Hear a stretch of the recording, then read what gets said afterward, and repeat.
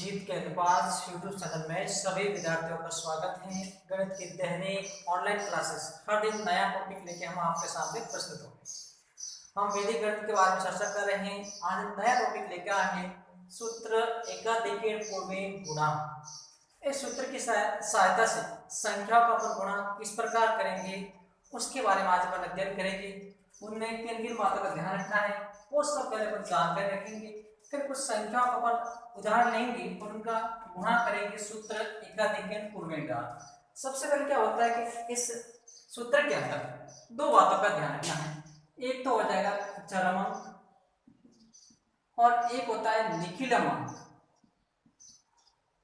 इनका अपन को पहले विशेष ध्यान रखना है कि क्या होते हैं और क्या नहीं।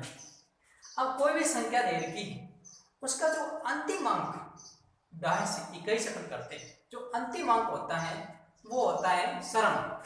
किसी संख्या अंतिम अंक वो हो जाएगा, इसमें चरम अंक हो जाएगा। और उसके बाद चरम अंक के अलावा शेष जो भी अंक है वो निखिलम अंक हो जाएंगे। चरम अंक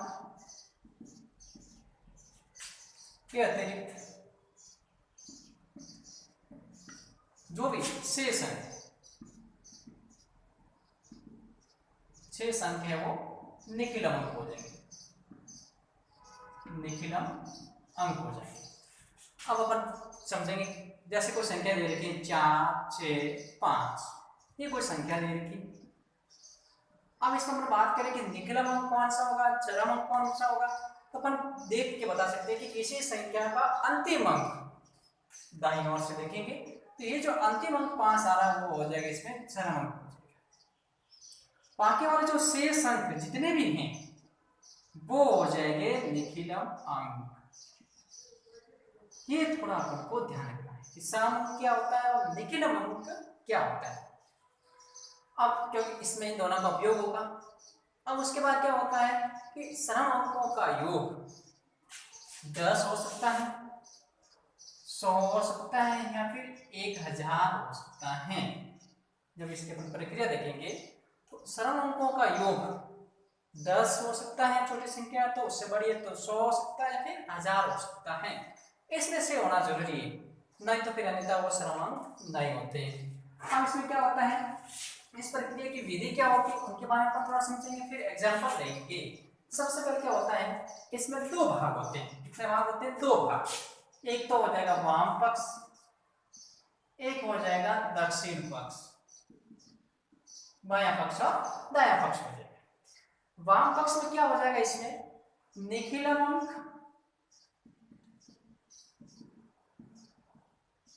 फिर कोष्टक निखिलम अंक प्लस 1, निखिलम अंक प्लस 1, ये तो हो जाएगा वाम पक्ष। दक्षिण पक्ष में क्या हो जाएगा, चरम अंकों का गुणनफल, चरम अंकों का गुणनफल हो जाएगा। ये थोड़ा ध्यान रखना। वाम पक्ष निखिलम अंक प्लस 1 और दक्षिण पक्ष में आ जाएगा चरम अंकों का गुणनफल। ये अपन को थोड़ा ध्यान रखना है। फिर इसमें क्या थोड़ा सा एक बात ध्यान रखना है कि अगर सरम अंकों का योग 10 आ रहा है, अपन जांच करेंगे, तब क्या करना है, उसमें इस भाग में कितने अंक होने से इसका डबल मतलब 2 अंक होने से।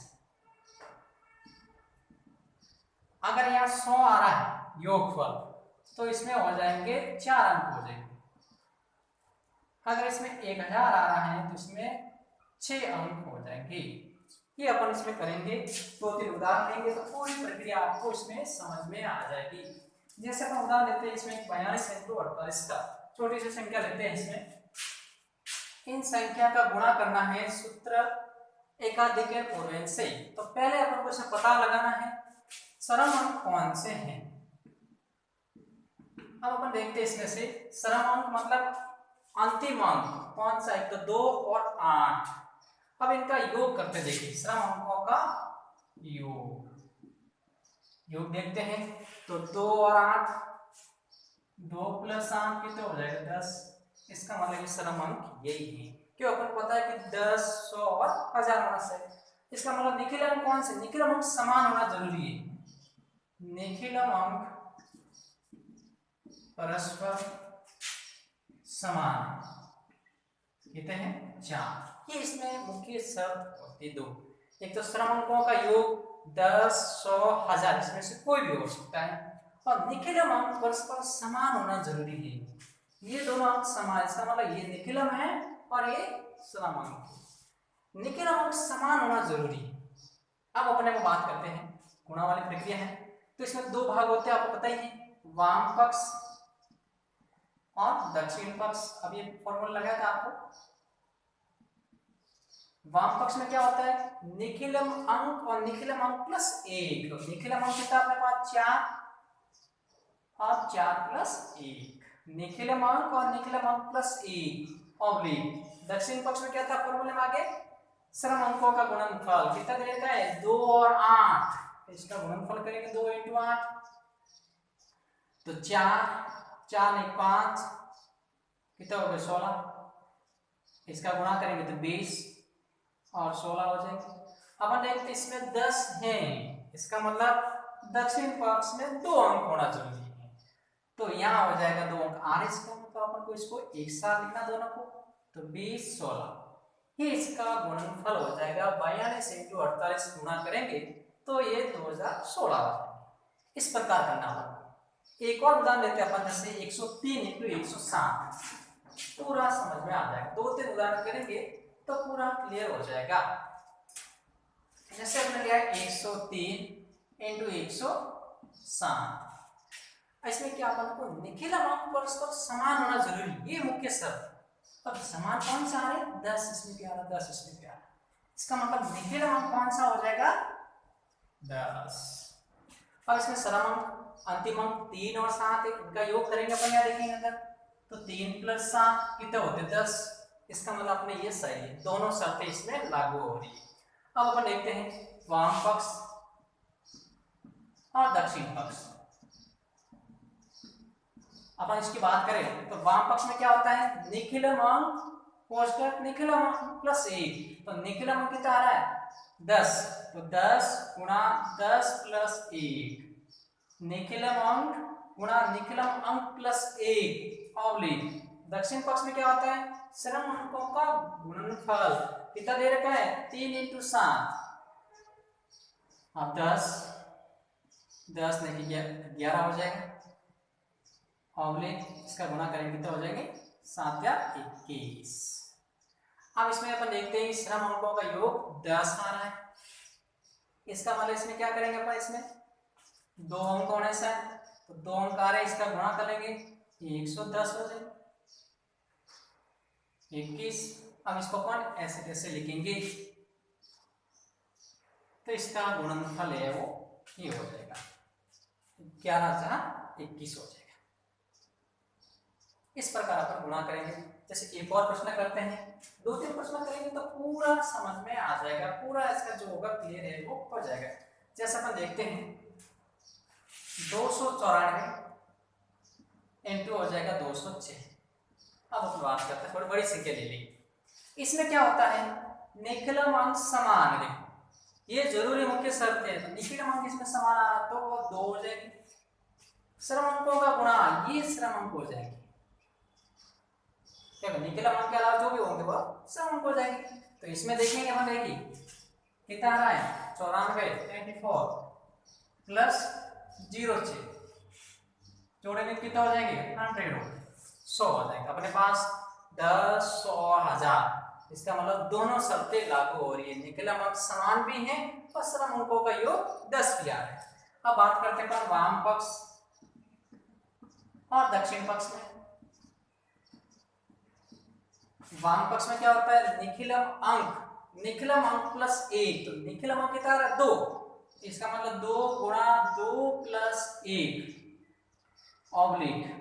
दक्षिण पक्ष में क्या हो जाएगा श्रम अंकों का गुणनफल, तो अपने पास 94 × 6 06। अब इसका पहले गुणा कर लेते हैं, 24 2 9 × 54 तो 56 हो जाएंगे, 566 हो जाएंगे। अब यहाँ 2 गुणा 2 + 1 3। अपन एक बात देखी होगी कि यहाँ 100 आ रहा है, इसका मतलब दक्षिण पक्ष में 4 अंक होना जरूरी है। अपने पास 3 अंक ही है तो आगे शून्य लगा दीजिए, नहीं तो गलत होने की संभावना रहती है। 3 दूनी 6, 0 5 6 4।